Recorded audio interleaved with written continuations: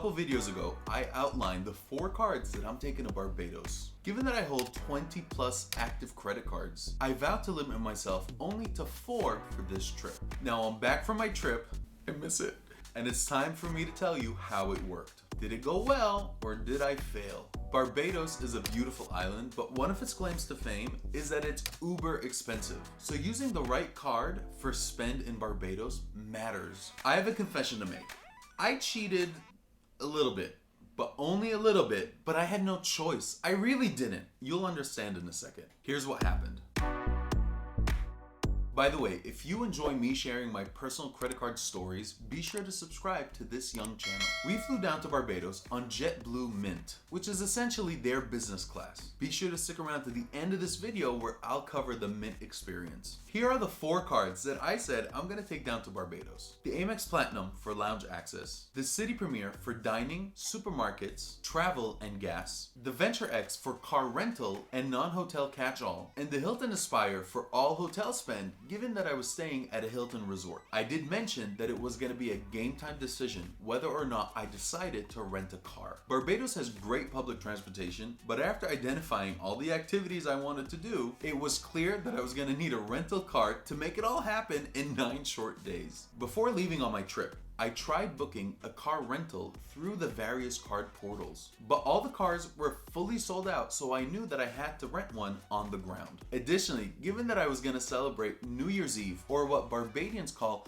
All Year's Night, on the island, my gut said, take the bilt card with you. The card strategy here was that I was likely going to pay for my big New Year's Eve meal after midnight, which would technically mean that it was the first of the month, and thus I would earn 6x on dining. So yes, I cheated and I took 5 cards, but that's only because I'm obsessed with getting the right multiplier on my spend. Additionally, I had already released the 4 card strategy video, so I figured that I would just come clean and tell you about it in this scorecard video. This updated strategy worked even better than planned. All car rentals were sold out till the 1st of January. So I seized the moment and rented a card on the 1st, which means that I was able to take advantage of the elevated 4x multiplier of the bilt card. I'm a fan of using a card that offers primary CDW when renting a vehicle, and bilt met that requirement. If you're new to the bilt card, where have you been?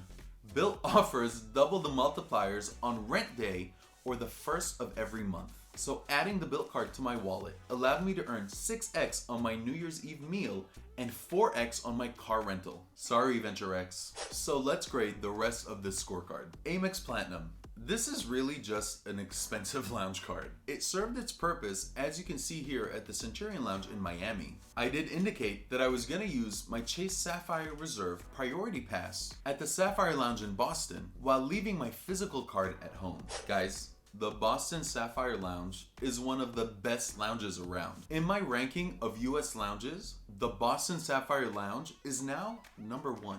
How lucky am I that this is my home base airport? You be the judge. So that's where I'm heading.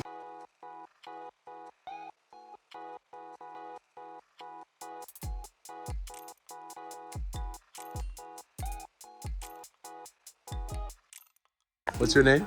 My name is Katya. Katya. Yes. What's your favorite part about the lounge? My favorite part about the lounge, I would say, is the hanging glass. Hanging? Oh, that's a good feature. Yeah. Awesome.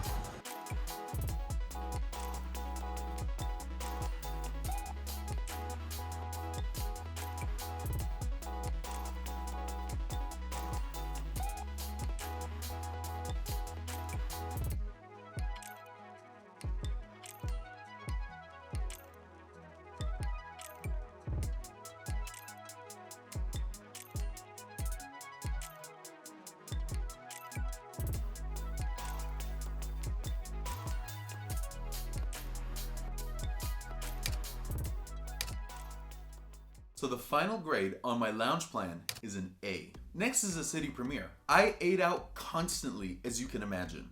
None of my clothes fit anymore. Barbados is home to some of the best restaurants, and the food is top shelf. All restaurants take MasterCard and Visa. All the higher end restaurants additionally take Amex. However, my Amex Gold card didn't make the cut for this trip because I was limiting myself to only 4 cards. I use supermarkets often because this is where I purchase my alcohol, given that it's significantly cheaper than purchasing from the resort. Barbados is a tiny island, and even though I drove around it a couple times, I only had to fill up the gas tank once, for which I used the Citi Premier. Final score, A. Next is the Capital One Venture X. I use this card for sightseeing in places like the Animal Flower Cave, Harrison's Cave, and horse racing at the Garrison. In addition to all the other great places in Barbados, taking in horse racing at the Garrison is just a perfect fun day. One of the benefits of the Hilton Resort is that it's located near the Garrison racetrack. A fun activity to do is to go to Pebbles Beach, which is right next door to the Hilton Resort,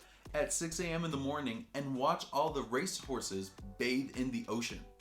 So you get to interact with the horses, interact with the handlers, and get a feel for the horse racing karma that's going on. That's what I did, and that's how I got a tip, which led to my winnings, and there's a whole story about it, but you're gonna have to go to my travel channel and subscribe because that video is gonna post in the next week. So final score for the Capital One Venture X is an A. The fourth and final card in this 4-card strategy is the Hilton Aspire. You really can't beat the 14x multiplier when staying at a Hilton and the $200 each half of the year when at a Hilton resort. I was able to take advantage of the free continental breakfast each morning, which was more than enough. For an additional fee of $10 a day, you may upgrade to the full breakfast, which includes the hot items, but I'm not a fan of a heavy breakfast. Shocking, I know. Besides, the coconut bread was already included in the continental breakfast, and we all know that's the real reason I went to Barbados in the first place. I must add that I did drop a fair amount at the cafe. The iced Americanos and the iced coconut lattes were top notch,